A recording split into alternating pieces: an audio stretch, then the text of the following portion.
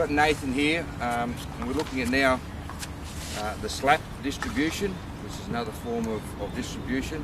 The hit, the push, now we're visiting the slap. So Nathan, what are the things you're looking for when you're going to make that pass through those cones again with the skill of slap? I'm going to try and keep my body nice and low over the ball, keep my balance, and I want my weight transferring through the ball. And I also want my hands nice and close together and a bit of a cock of the wrist as you come through, so that way you can change your angle at the last second if you need to. What's your thoughts on, I was at the camp the other day and we had some younger athletes who had the hands apart, and the coaching staff suggested exactly what you said, closer together, but some of them still felt more comfortable like that. Would you support both ways, or would you have a preference? I feel like you're going to get more power and more deception out of if you have your wrists together. That being said, if they're really, really uncomfortable with it, I wouldn't have an issue with it. But in the long run, I think definitely more power if your hands are together. The other key point you mentioned there was the deception. Yeah. If those hands are apart, which you will demonstrate to the deception, it's hard to be able to use your wrist, and that was the key point. You can change the angle of the stick. Yeah. Also, with your foot placement as you're stepping in, I like to have mine kind of in line about here with the ball, so that way I've got the full arc if I can put it anywhere kind of in that between my arms. Whereas if you're too far forward, you're very limited, you can only kind of put it that way. If you're too far back, you're not going to get the power.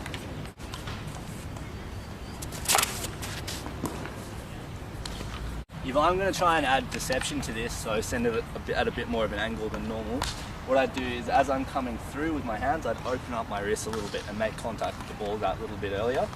So if I'm stepping through, I want to make it look like I'm going there, but I'm actually going to try and put it there. So if I do this, I step in and I go like that. So all I've done there is I've just opened up the face of my stick and cocked my wrist a little bit further back. So you're making contact with the ball at a bit more of an angle to send it that way rather than that way. Just going on from Nath, we're talking about the slider with deception, and it's about where you actually make contact with the stick. And yet again, the other day we had a young group in and we were looking at trying to go flat, basically obviously 180 to the right. And the higher you get it up here, the better, because you're sort of in a position where you need to be past the ball, and Nathan's talked about that. He's highlighted it.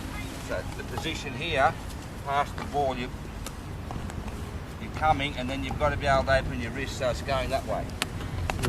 So the higher you get it, the better. So it's there and it's that. You can see there, so you can coming forward and the ball accelerates out of there. Nathan was talking somewhere around here, so you need to experiment with it. The flatter you go, the higher you get it, the better, because you're coming through and you've got to whip it, so it's coming out that way. It's coming out that way. We've gone through the direct one, which Nathan demonstrated the key points there.